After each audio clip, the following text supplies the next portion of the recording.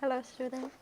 In this first lesson of the course, I would like to attempt defining what is statistics and why it is such an important subject required by nearly every major course of study.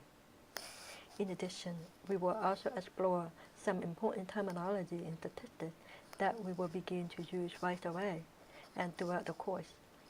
In fact, you should have a good grasp of understanding these terms, as it will define how much you would comprehend the main idea of statistics. Let's begin now by defining what is statistics.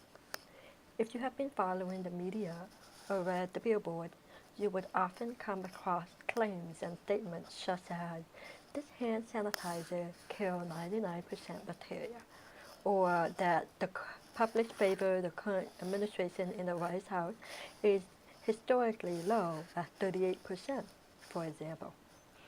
For the average consumer, you may want to know how reliable is the claim made of the hand sanitizer because you care about the health of yours and of those around you, for example.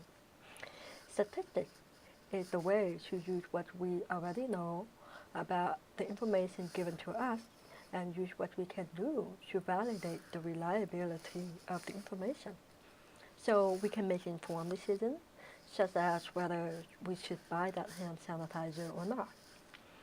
Statistics is a way of collecting, organizing, summarizing, and interpreting data so that one can make informed decisions about something important and relevant to our livelihood. Every day we are surrounded with information that we may need to use prior knowledge to make quick, sound, and informed decisions. So understanding statistics prepares us to do so. This is the reason why it is required in almost every major course of study, that we be critical of information given to apply concepts, learn, and decision. Here's the first three terms you need to know in this section: population, sample, and subjects. Depending on the context of the situation, a population can be anything, but it's important to fully grasp what a population is from a sample. Once you have determined population, then you can actually draw a sample from it. So you see in this picture here, it would say a population when we draw not just one, but multiple samples of size n. You can see some samples are overlapping, such as this one and this one. That is because some subjects may be selected by not just one, but multiple samples. Subjects are people, objects, or things from which form samples. So inside each of these samples are subjects, and from which we collect the information. This information is what we call variables or data. Variable or data. Oh boy, I mentioned more than 3 statistical terms, but that's okay. We will get used to hear these terms over and over again.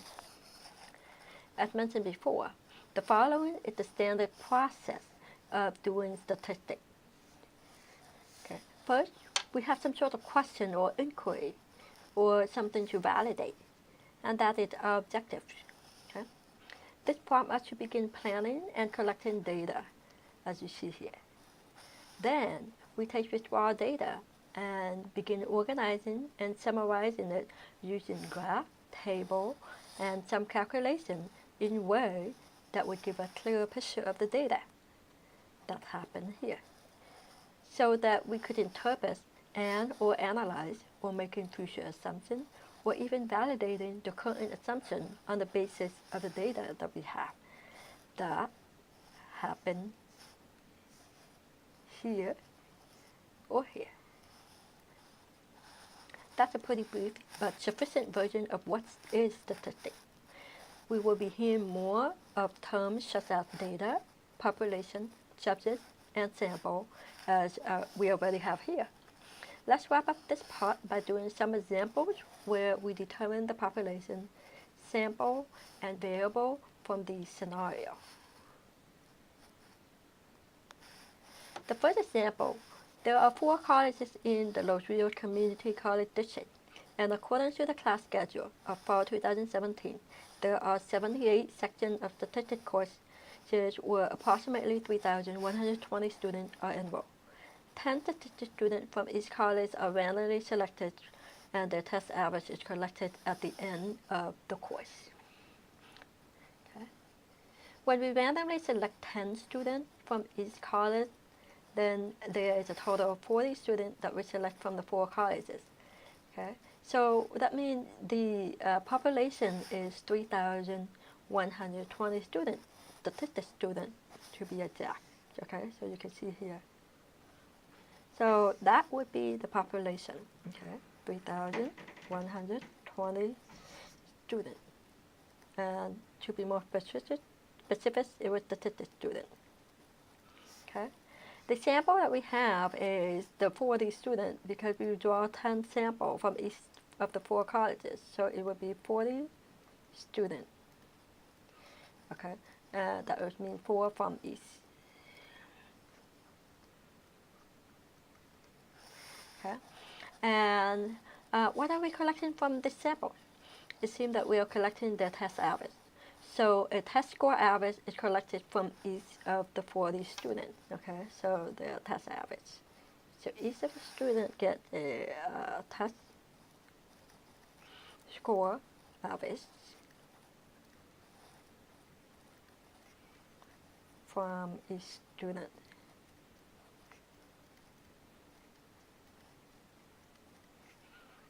Okay. Let's move on to our second example. At Sacramento State, there are large statistics classes of 120 students enrolled in each. A student in one of those classes wants to know how well statistics students perform in this class in general. So he randomly selected 10 classmates and collected their test average to find out. Now be careful here. The student wants to know how well statistics students perform in this class. Okay, so it's here how well statistics students perform in this class. Okay, meaning that one statistics class that he is a student in. So the population here that we're talking about is 120 students that that statistics class has. Since there is no way he can have 120 students, so he sampled 10 students. Okay, so randomly select 10 classmates right here. Then by some sampling method that he does that. Those sampling methods are what you will learn in the later lecture. Again, the variable is a test average score from each student. Okay, so the population is 120 students. And the sample is 10 randomly selected students. And the variable is also the test score average.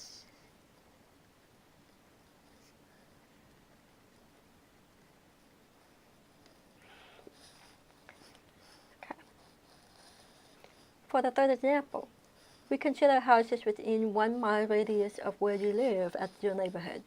You are interested in finding out the average cost of home in your neighborhood.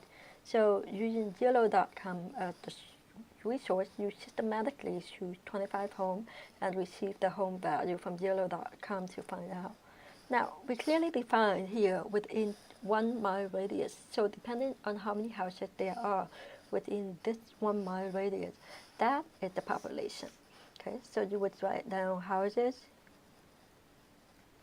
within 1 mile of my home. Now the sample is the 25 home. And the home value is the variable that we're looking at.